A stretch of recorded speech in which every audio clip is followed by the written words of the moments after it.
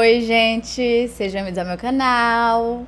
Se você é novo por aqui, eu costumo falar sobre casos criminais reais nas quartas. E em alguns domingos eu falo sobre mitos e lendas enquanto eu me maquio ou outras histórias. Então, se você gosta desse tipo de conteúdo, não se esqueça de se inscrever e deixar o seu like, que é muito importante para a divulgação do canal. E caso você tenha alguma sugestão de casos criminais, mitos, lendas ou basicamente qualquer tipo de história, é só comentar aqui embaixo que eu anoto tudo e tento trazer o mais rápido possível. E caso você também tenha uma história real de algum caso criminal que aconteceu com você, com a sua família ou até mesmo na sua cidade, ou quem sabe um evento mais paranormal do jeito que a gente tanto ama, é só enviar por e-mail ddmeanoitestories@gmail.com. Lembrando que amanhã temos o nosso episódio especial do Depois da Meia-Noite, que vai sair depois da meia-noite. Então, chega de blá blá e vamos para os casos de hoje.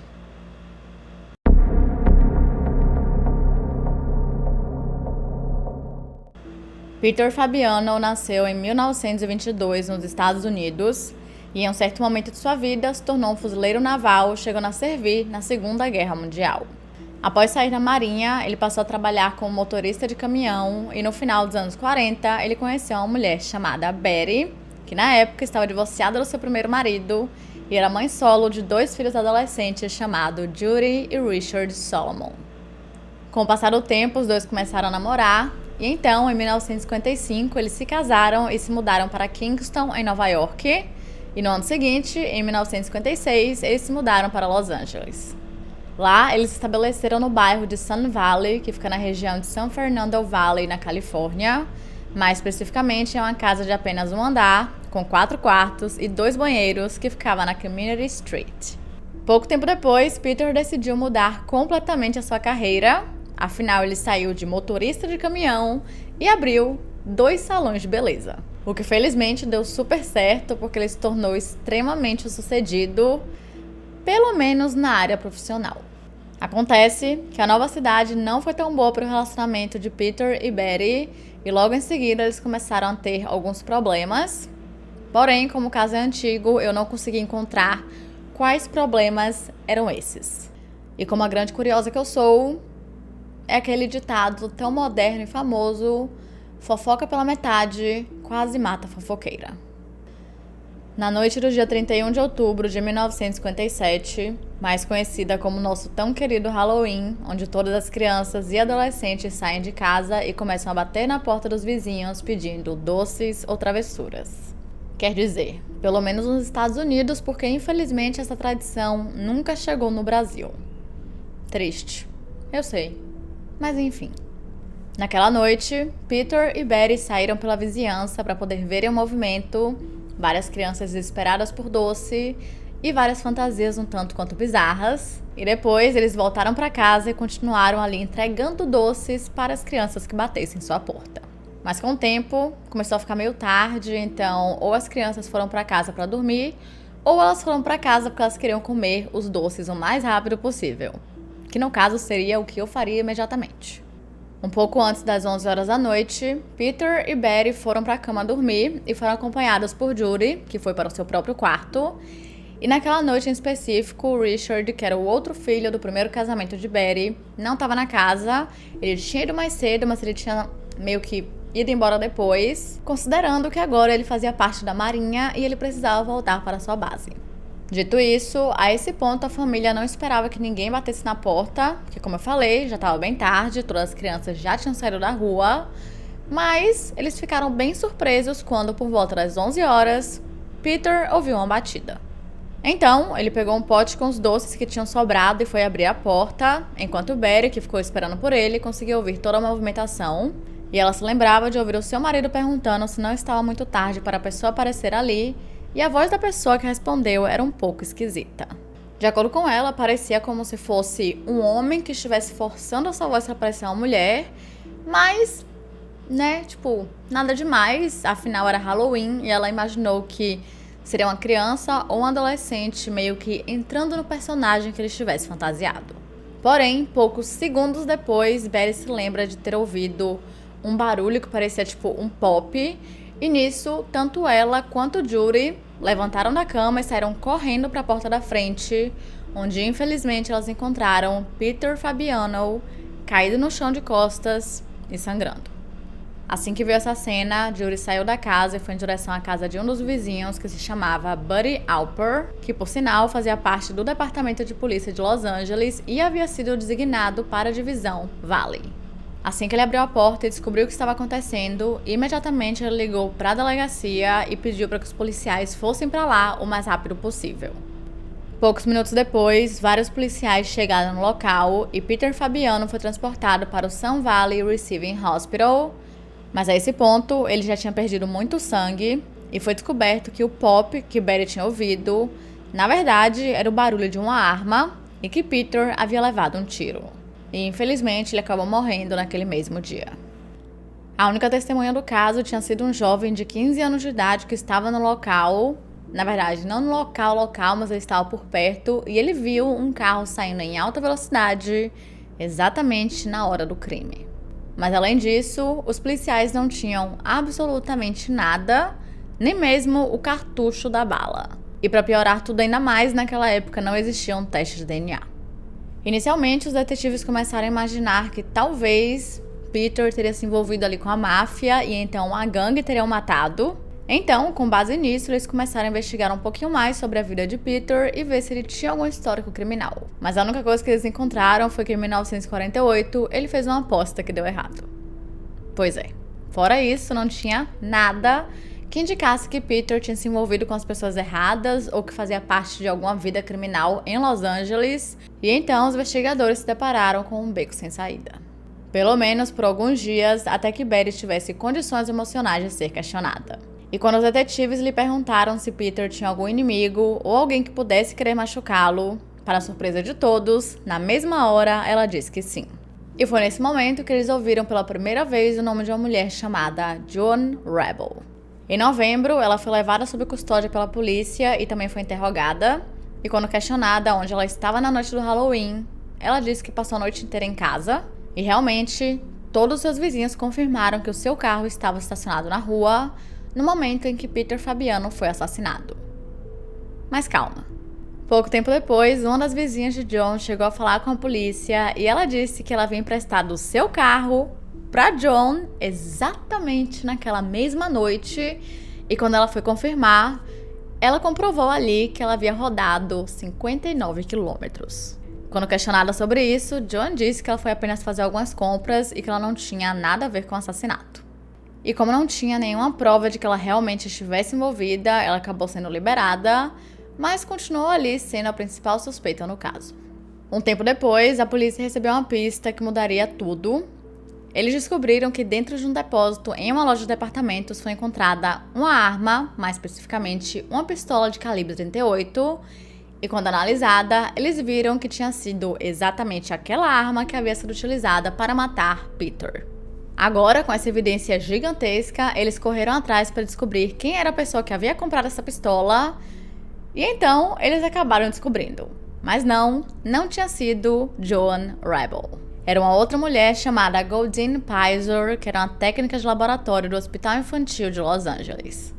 Quando ela foi levada para a delegacia para poder ser questionada, antes mesmo de entrar na sala, ela confessou tudo e concordou em contar todos os detalhes para a polícia.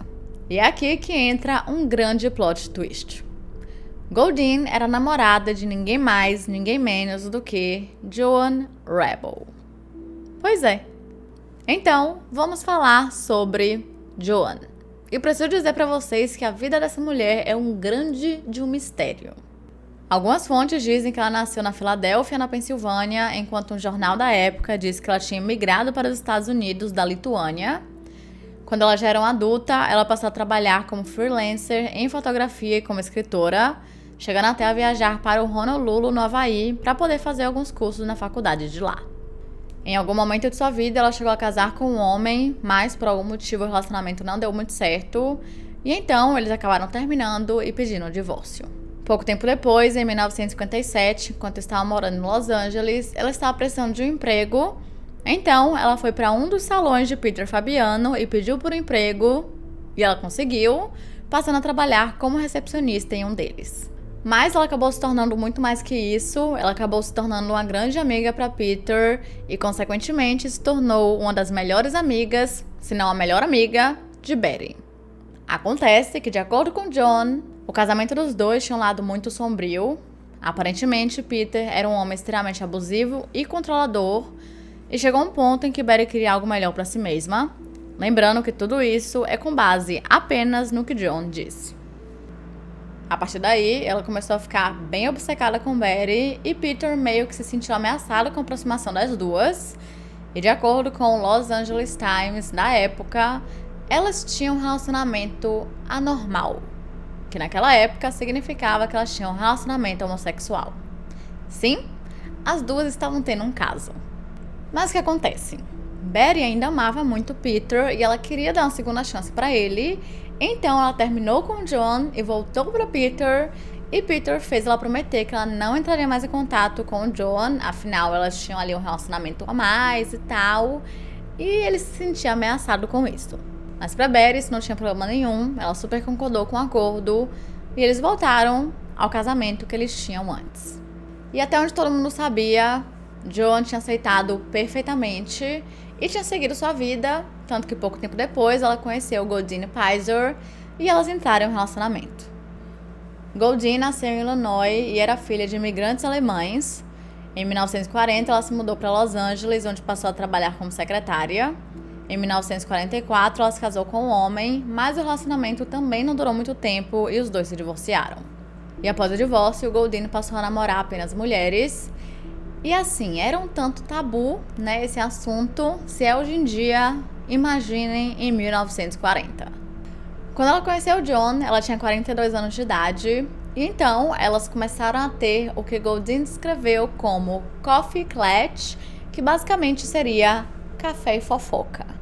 Durante os encontros do café e fofoca, as duas passavam 90% do tempo falando sobre Peter e Betty. Só pra vocês terem noção, elas passaram meses falando do casal, onde John ficava dizendo o quão tóxico e abusivo Peter era e como ela desejava, como ela queria tanto que ela pudesse proteger a sua amiga, a sua grande amiga, Betty. E no começo realmente parecia uma coisa muito inocente, como se ela quisesse apenas desabafar, mas com o tempo ficou muito claro, pelo menos para quem estava de fora, que estava mais para uma manipulação do que qualquer outra coisa. Tanto que 3 meses depois ela conseguiu convencer Goldine a cometer um assassinato. Enquanto para John, isso era uma forma de tirar Peter da equação e fazer com que Betty voltasse para ela, para Goldine, ela estava tentando ajudar uma amiga de sua namorada de um homem extremamente perverso. No dia 21 de setembro daquele ano, Goldine foi até uma loja de armas em Pasadena e lá ela comprou uma pistola de calibre 38 e então, quando o vendedor lhe perguntou o motivo pela qual ela precisava de uma arma, ela disse que era para proteção doméstica. Então, no dia 31 de outubro daquele mesmo ano, John foi buscar Goldine em casa e então lhe deu uma sacola onde tinham algumas roupas, como por exemplo, jeans, uma jaqueta, um chapéu, além de maquiagens e uma luva vermelha. E assim que elas se vestiram, elas foram até a casa de Betty e Peter, chegando lá por volta das 9 horas da noite. Mas a esse ponto, eles ainda estavam entregando os doces para as crianças que batiam em sua porta, e por conta disso, elas esperaram ali, dentro do carro, até que eles desligassem as luzes e meio que confirmassem que eles pelo menos estivessem na cama se preparando para dormir. Enquanto John ficou esperando no carro, porque obviamente ela não sujaria suas mãos com o assassinato, Goldine saiu e foi em direção à porta, onde bateu uma vez, só que como ela não teve resposta, ela bateu novamente, e foi nesse momento que Peter apareceu na porta, segurando uma cesta de doces, um pote de doces, pensando que era uma criança, e se deparou com uma mulher completamente adulta, e segundos depois, ela disparou a arma apenas uma vez. Depois disso, ela correu o mais rápido possível, entrou no carro, e então John falou obrigado e deu um beijo nela e em seguida dirigiu o mais rápido que conseguia. Porém, quando ela deixou Goldine em casa, ela disse para ela nunca mais procurá-la e fingir que elas nunca tinham se conhecido na vida. Depois disso, Goldine ficou um pouco com medo, de que ela fosse ligada ao assassinato de Peter, então ela alugou um depósito onde deixou a arma e as duas tinham certeza que elas nunca seriam pegas pelo crime. Mas quando ela foi detida pela polícia, ela ficou muito aliviada e feliz em contar tudo a eles, porque a esse ponto ela não aguentava mais viver com aquilo, sabendo que ela havia matado um homem.